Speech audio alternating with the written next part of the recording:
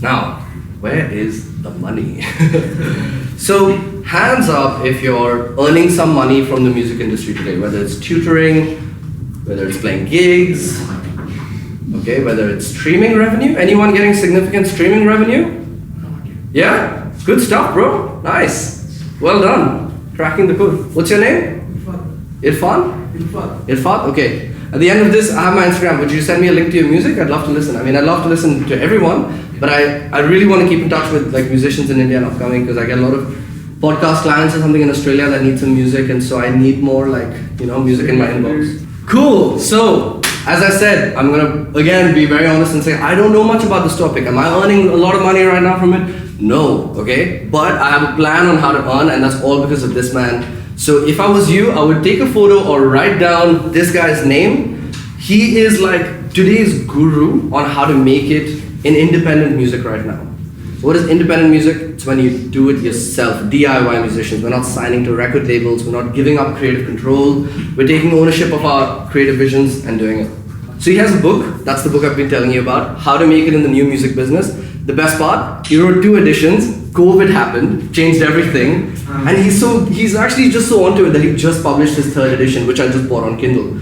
Best $40 you will spend, honestly. It's a little pricey compared to the usual Amazon Kindle book or whatever, but so good. And if you're not convinced on like buying the book, and I'm not getting any money from this, I promise, he's just been really helpful to me, so I'm sharing. You can start by reading his free content, right? Like he has a podcast called The New Music Business. He interviews people in the sync industry or interviews Spotify directly, asks the right questions, representing independent musicians. He has a website, RE Stake, blog, newsletter, and an online course, which I have now signed up to after 2 years of following him. Also, has anyone seen the playlist on Netflix?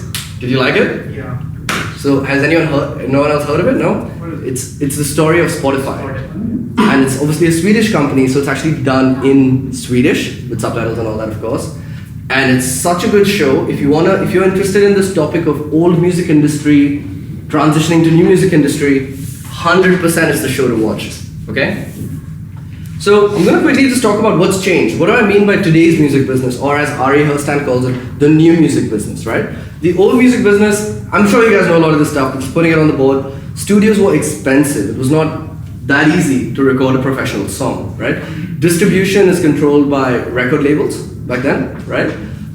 So which means they owned the CD printing companies or they owned the vinyl pressing companies. So there's no side door to get in. You have to go through the front door and get a chunk of flesh pulled out of you by the record label. Record label owns the masters. Are you guys familiar with the concept of mastering rights, owning your song? Yes? Cool. If not, no worries. I'm sure if you read up on Ari and within the school, you learn about it. But basically, every song you make has 2 kinds of royalties. A songwriting royalty, which is to do with the composition of the track, and the mastering royalty, also called the sound recording royalty, which is actually the ownership of the audio file itself, okay? And it means a lot, owning the master. It's like whether you own the song or not, okay? Famous example, Taylor Swift. Again, you guys know the example, right? Cool. So she had to re-record all of her music and all that stuff, right? You guys are following. And in the old days, artists used to follow the 3-year album cycle, which is like work on an album for 1.5 to 2 years, and then tour the album for 1 year, and then go back to it, right? There was a prescribed way to make music, which to me just seems like, why don't we just make music when we feel like making music? Also, how money was made was consumers buy the music, of course, they buy CDs, they buy vinyls, and they buy tickets to the shows, right? And artists, a lot of people don't know this until I read the book, they only collect profits after repaying the loan to the label. So all that salary and all that is upfront, like millions of dollars. But including in that bill is like, if the CEO of the record label took a private jet to see your concert, who gets the bill? The artist. That's how they used to do it, okay? Not in all cases, but there are some cases that are extreme where this has happened. So that is the old music business. Quick side note, in Brisbane, I interned at Sony Music for like 3 months. Worst experience of my life. Because in the afternoon and evening I was working at Uber, which was like this new age startup tech. And in the morning I was at Sony. Sony had a desktop computer, they had no Wi-Fi, they had files and folders. And my job, I'll tell you, was 2 things. One of them was to print CDs with the 10 songs, the 10 same songs every week for 3 months, that Sony Music fed to all of the radio stations in Brisbane. And that's how I learned how commercial radio works. There is alternative indie radio, which is so cool. But commercial radio is paid by the record label to play that music that the record label sends to them by CD. Like, why are we not using Google Drive? Like, I don't know. So I had to print the CDs. The other thing I had to do was like keep a physical file and folder of all the venues in Brisbane. I'm like, guys, this is a spreadsheet. Can we not just do it on Google Sheets? And the owner was like, tell me about Google Sheets. I explained it to him, and then he said, it's a great idea. You're an enterprising intern. I want you to do it on Google Sheets and maintain the file.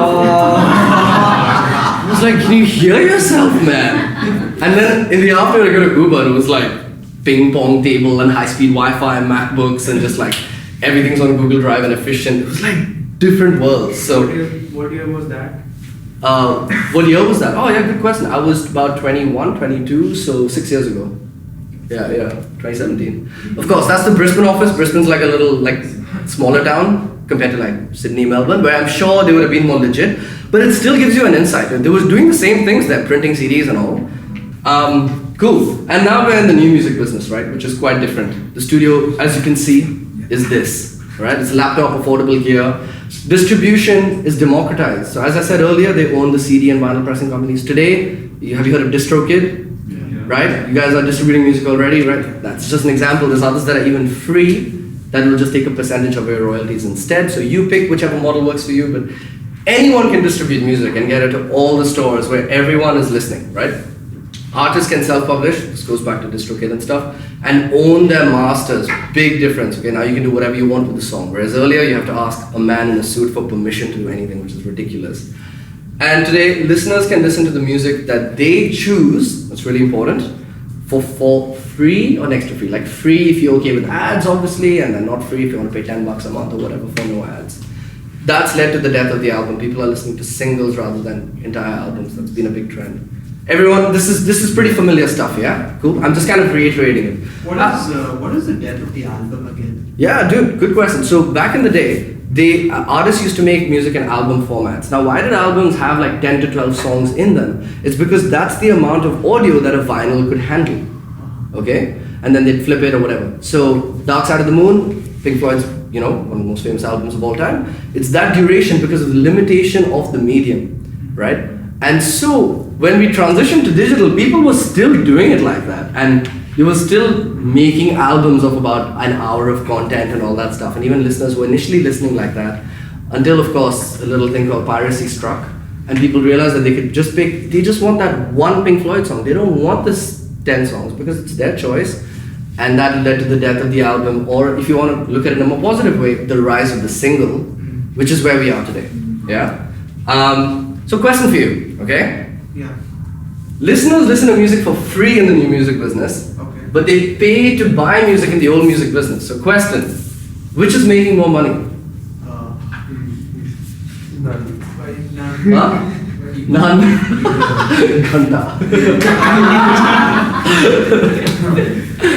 The new business. Why? They are reaching more audience. They're reaching more audience, but they're listening for free. No, like are you asking for label or for an artist? I mean, global recorded music industry, the big picture, right? How much money is spent by consumers in music? Is it making more money, more revenue in the new music world or in the old music world? I think it's a combination. Well, it's a yes or no question. It's like, which made more? You said old, why old? Because I think now the royalty thing and the revenue thing in terms of for a label to earn, it's now very democratized. Yeah. And before it was not that case. Right. Before it was more of a, something which they used to do. Yeah, yeah. There were no sort of rules until Spotify, Right. So Spotify disrupted it and therefore disrupted the money flow. Okay, fair. So because and so therefore your argument is that maybe revenue has declined because now people are not buying the music. Is that what you're saying? I think it has diversified. Okay, that's a good point. It's diversified. Yeah. So do you think it's more or less though? You think old music was more? I think yeah. Okay, cool. You had something to say? Yeah, like old music only we as consumers buy music, but now it's not just consumers. It's all these advertisements, all these things. We are paying the money for. This man is onto it. Before they used Cool. to That is spend part of the answer for sure. More money for production. think so. So the costs were higher. I actually never thought of it like that. Right now we're just talking about revenue, but you're now talking about profit, which is revenue minus cost. So maybe that's a good point. Didn't see it like that. It was definitely more expensive to make a record. Anyway, here is the answer. Old music business. 2004. What happened? Can anyone guess? Stock crash. Before Spotify stock crash. Stock market, music market, cool. But no, 2004. Okay, how did I download my first song, Candy Shop by 50 Cent? LimeWire. Piracy, baby. This is piracy. Okay, look at this. Total physical. What does that mean? CDs and vinyl. Physical records. Total physical. 2004. Boom. Okay, yeah. And now streaming, if someone said Spotify came, then streaming is blue. Streaming didn't start till that. So this is something I'm very opinionated about, and I would love for you to be opinionated about as well. Make your own opinion, of course, but there's one right answer. No, I'm kidding. Which is that so many artists that you'll see online will make these posts. Spotify is an unfair company because it's paying artists so less. Spotify has ruined the music industry because it's paying out 0.004 cents per play. Okay? But look at the bigger picture, alright? Streaming has saved the music industry.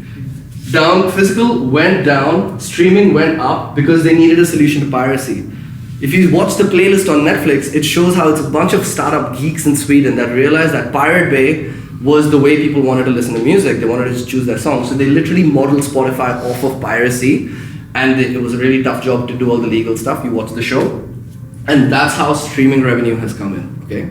So that's the answer. New music business is making more money than the old music business, only recently, but still, that's been the rise, okay? And this is only 2021. It's been growing up even more. This takes 2 years to make because these are old people in suits who don't have brutal sheets. So anyway, you also made a good point. Bro, what's your name? Sam. Sam? And Sam. Sam? Cool. Sam made a good point about it's also now ads, jingles, right? You see this yellow synchronization? Sorry, it's at the bottom, it's piano on the way. But you see this little yellow? You see how it's not there before and it's there after?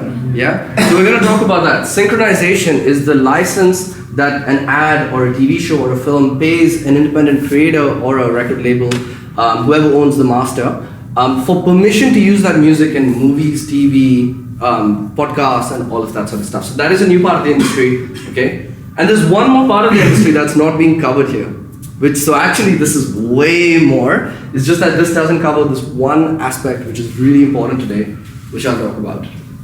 Cool. So now, I'm gonna get really actionable here, hopefully, okay? Which is 6 ways. How's everyone's energy levels? Is this too much information? Whoa! It's okay? Energy level. I just want to check, I'm not boring the shit out of you all. You okay? Okay, alright. This is somewhat interesting? Yes. Nice, okay, good. Because if not, we can stop. So, 6 ways that you can make it in the new music business. I want to take a second to say, what does making it mean? Making it doesn't mean becoming a superstar. For some reason, music and TV is one of the only places where if you say, I want to be a musician, they say, oh, you want to be the next A.R. Rahman? It's well, I'm staying at a hotel around the corner called Hotel Achaya, okay? It's not like some 5-star hotel, but they pay their bills and they pay their staff and the place is nice. Have they made it in the hotel industry? Of course they have. So I'm not saying you need to aim to be Hotel Achaya around the corner, but I'm saying that making it just means paying your bills with your creative skill. Feel free to be more realistic about your goal. It's not about being the next Beyonce, okay? Now, if that's in your path and you have a gift and all that, it'll naturally happen, but if you can survive on $60,000 US a year, which you probably can, then that is actually a lot more realistic. And I'm going to show you how many people are doing it. Okay? I love data. I don't know if you can tell. So here's 6 ways. But before I show you these 6 ways, this is a very important disclaimer. Okay? If you're going into music to make money, you will not make money. If you're going into music because you love music and because your followers or your fans, whatever you want to call your audience, connects with your persona, with the story you're trying to tell, with the world you're building, you let them be a part of that journey, then these 6 things will just work without you even trying. Well, you have to set up the admin, but you know what I mean? They will work for you. But this doesn't work if you're just okay, I'm gonna try making music that will be streamable. That's not how it happens, right? So definitely focus on that as your home base. Before you even think about money, tu kaun hai? Who are you? Okay? What are you trying to build? and who's your audience. Cool. So streaming and royalties revenue, someone spoke about it earlier. This is a screenshot from Ari Herstand's book, which is a screenshot from Spotify's Loud and Clear report. If you like this kind of world, read this report, Spotify Loud and Clear. Every year they publish data like hard cold facts on the music industry. What's popping, what's not, which genre, which region, it'll help you, right? So I like this fact a lot. 10,000 people in 2021, this is, so again, it's been 2 years since, 10,000 people are making more than 100,000 US dollars a year. In comparison, that's like a good corporate salary, okay? Like pretty good. From Spotify revenue alone, let that sink in, 10,000 people. How many people is 10,000 people? I looked it up. 10,000 people is the same as the number of employees in Godrej or in Bajaj. That's super random, I know. But if you tell your family you're working at Godrej and earning 100,000 US dollars a year, they'd be like, well done, beta. But if you say you're a musician and earning 100,000 US dollars a year, they'd be like, heck. So I just want to let that number sink in. And a more exciting number right above it is 16,000 or let's say 17,000 artists are earning more than 50,000 US dollars a year, which is still enough to live in, especially if you can use what I love to call currency arbitrage, which is when you earn in dollars and spend in rupees, which is the greatest concept ever known to man. Okay, so we have an advantage being in India. Our living cost is lower, we can get things done cheaper, we can eat a meal for 50 rupees and not even have to think twice, which is awesome. So I'm not saying that should be your goal, but we have an upper hand if you think about it, right? So yeah, that's that. Now, of course, I want to call out that this is from Spotify revenue alone. Every time your song is played, you get the revenue from Spotify, but you also get a songwriting royalty and a mechanical royalty. I don't know if you guys have had a music business class yet. Darsh was saying that you haven't. You should look up how to sign up with a performance rights organization. Have you heard that term? There is some Indian government sites. It's called IPRS in India. From what I googled it last night because I don't know, because I'm signed up with Australia, having started off over there. So you should look that up, and you should definitely find out how you can collect your songwriting royalties and your mechanical royalties. My friend, you're getting some good streams at the back, you said. Are you signed up with IPRS? I have some doubts about the PRS checking. Okay. I don't know the answers to IPRS particularly, but we can chat at the end. Right? So streaming royalties revenue is actually a real way to make music. Now, of course, you might think, if you do the math, like it's approximately $0.04 per stream on Spotify. So if you do the math on how many streams you need to make $100,000, you're going to be like, oh my God, that's so crazy. It's like millions of streams, right? However, that's where digital marketing comes in. Right now, your streams, even for me, I have like 100 monthly listeners because I'm new to this. As I said, I'm starting off and I'm now upskilling in my marketing game and my reach game. But that 100 monthly listeners is just from the people that I know in life. But that's not how the major labels get all those streams. They use digital marketing to find an artist audience. And today you can do the same thing with Instagram ads or Facebook ads. So if you can upskill in digital marketing, it will or partner with someone who's good at it. That is the one thing that will put you ahead of the rest of the pack for sure. So that's why I'm learning about it. Ari Herstand has a course on it. That's what I'm doing. Anyway, that's streaming royalties revenue. Any immediate questions on this, or it's pretty straightforward? Yep, sign up to Spotify, get your IPRS and mechanical royalties and stuff in order, and collect all the money that you can. If you get played on radio, you also get paid more. That's another thing, okay? Then there's the world of sync licensing, which is personally what I'm targeting my career towards. You might choose whether it's good for you or not. Read the book, it has a whole amazing chapter on sync licensing. There are people that are making a living off of only sync licenses today, okay? So what is a sync license? How does this work? What used to happen is an artist would make a song, okay? And then a music director, that's the person who's in charge of putting the right song in the right spot. Spot is the section of the film where they have to place it, right?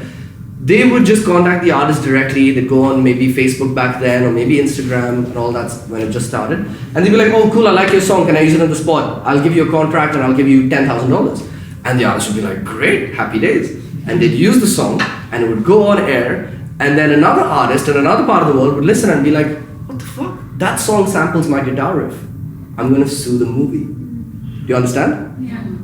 Cool? Because the artist, you published a song with an unreleased sample, which is not a problem if only 10 people are listening on Spotify. I mean, it's a problem, but it's not that big a problem. But if it's played on a global TV show, it's a problem. So what happens? The movie gets sued, the music director gets fired, and this happened multiple times. So then they had to find a solution for it in the industry. So they made the classic middleman, okay? And that's called a sync licensing agent. So these are real agents. It's really popular in the States and in Europe and around the world. India is a whole different game, and I have to say I'm still understanding it. It seems like it's more music composition heavy here, with the Rahman school, right? Like that's pretty clear. I'm sure there's still ways that like songs are being placed, especially in indie cinema and underground like cinema over here. What are the budgets? What is the process? I've been trying to find out for a year and I don't know. If you find out, can you please tell me?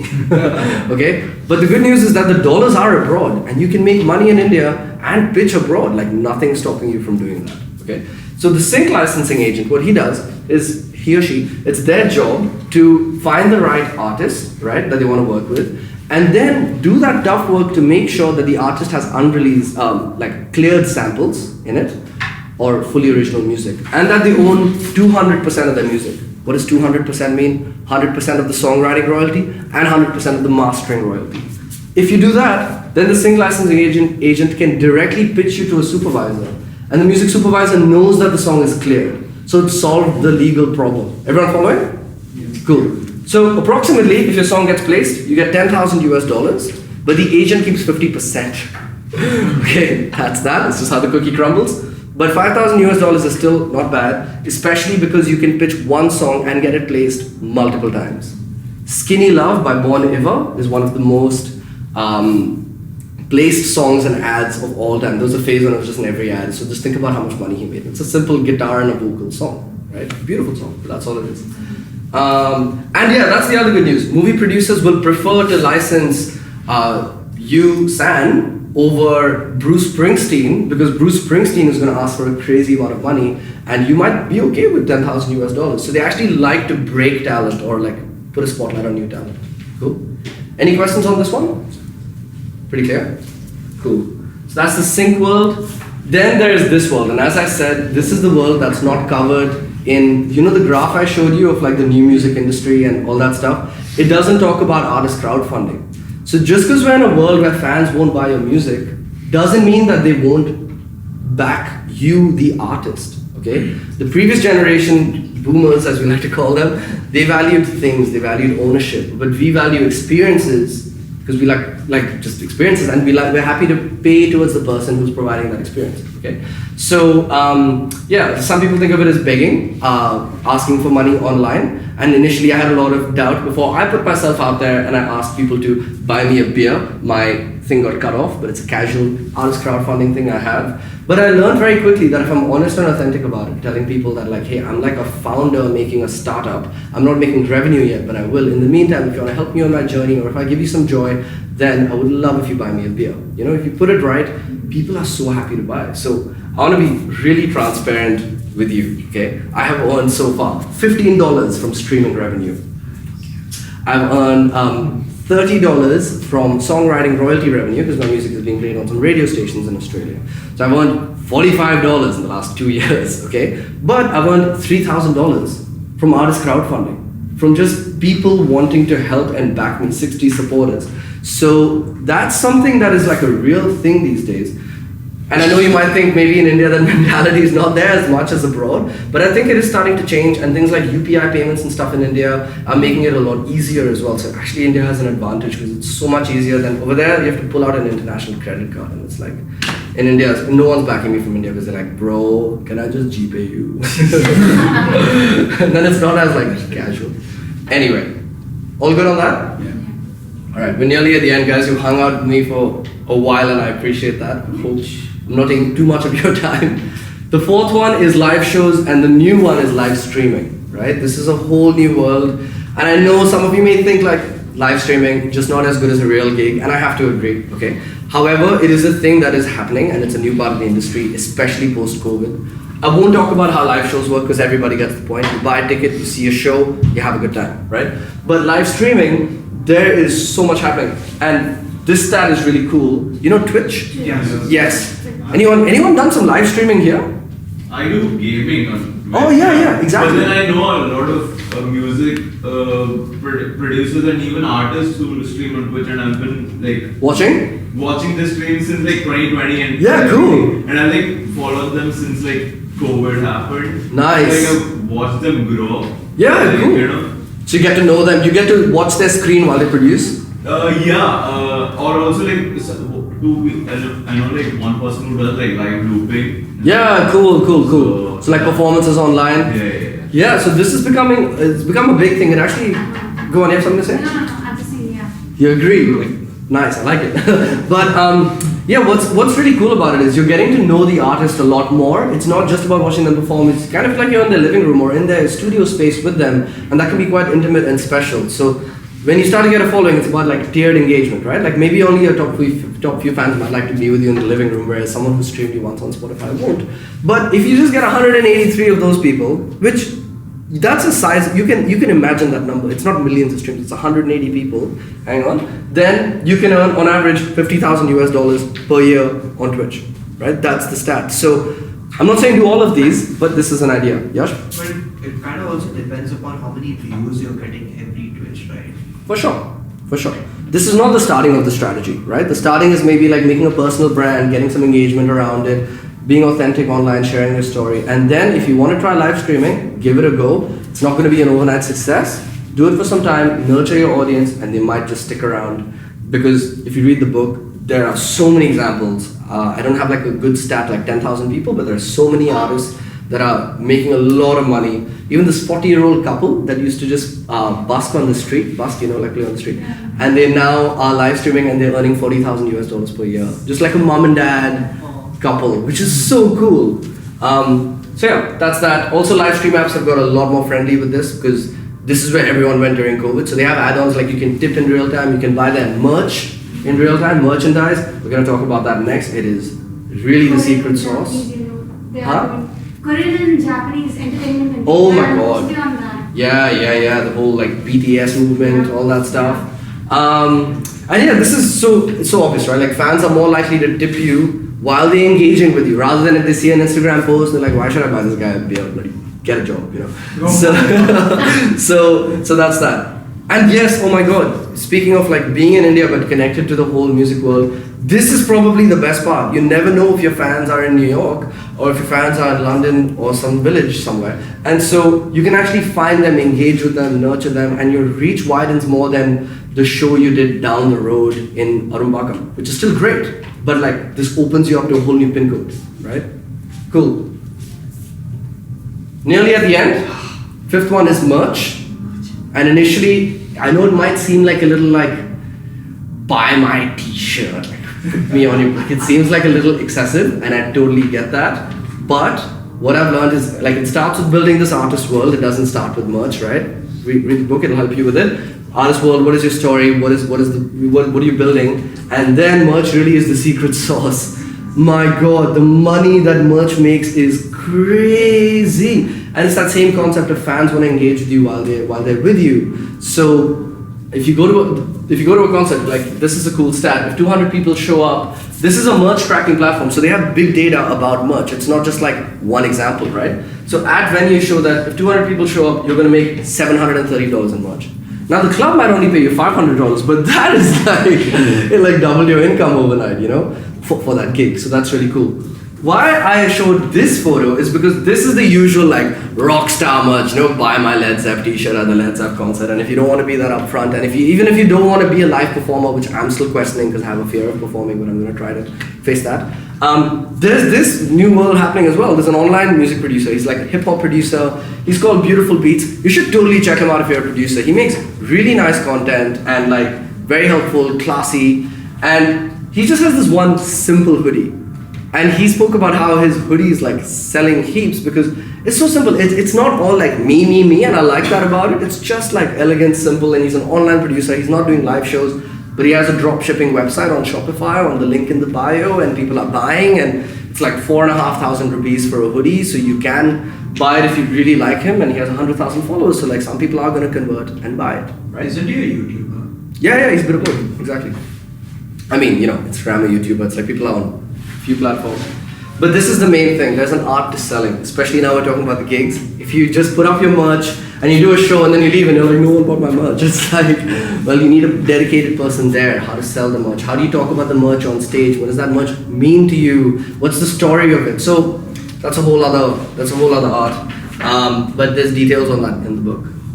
And the last one, and I will stop talking at you, I promise, is selective freelance work, right? That is again something that's not being counted in the music industry revenue thing, right? But why do I say the word selective, right?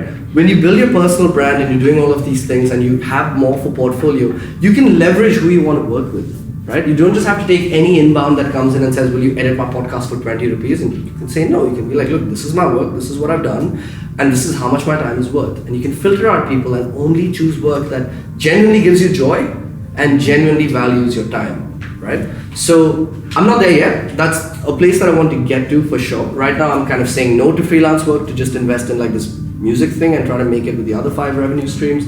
But in the future, this is definitely something I want to do. And so many jobs: session musician, in the studio, mixing and mastering an album from anywhere in the world, film composer, right? Podcast sound designer, there's a new job title that's come up, right? So many jobs. These are some that I've done. I've taught DJing, Tractor and Ableton. I edited podcasts.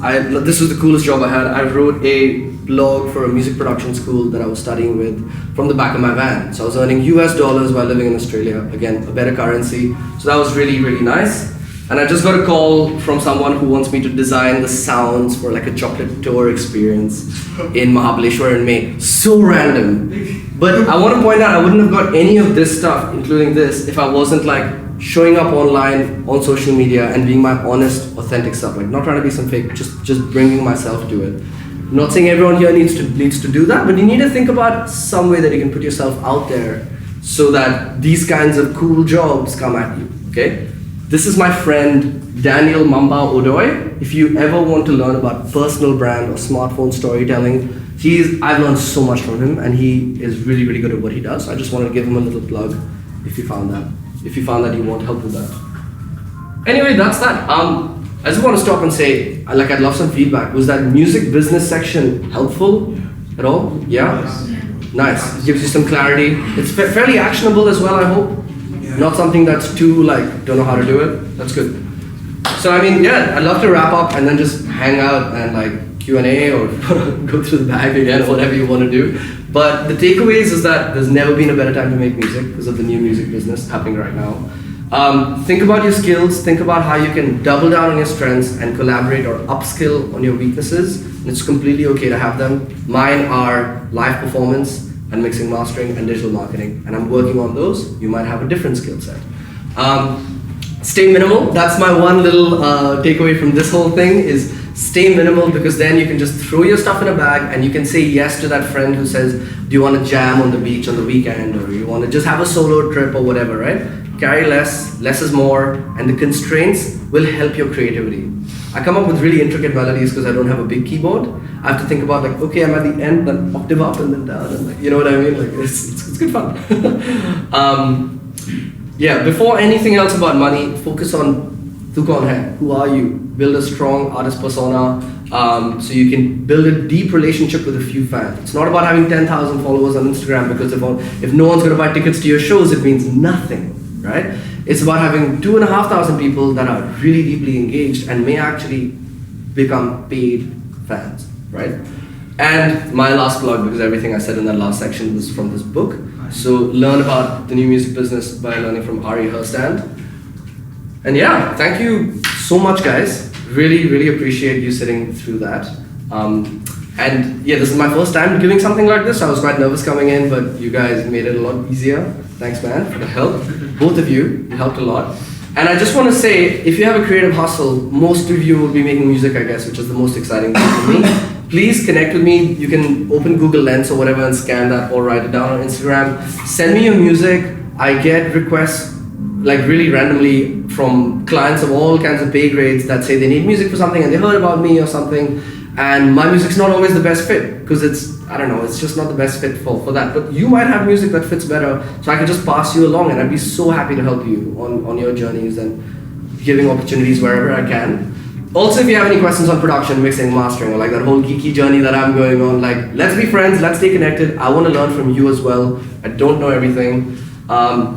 Singles from my music, if you did like my music, like what I played, it's already on all platforms. So if you want to listen, the link is in my bio. And I'm releasing the full album on April 2023 with some storytelling to make it like a full experience as well. So if you'd like to support me on my little personal music journey, I'd love if you came along for the ride. But yeah, that's about it, guys. Thank you again for the opportunity and for listening through to the whole thing. Really appreciate it. Thank you.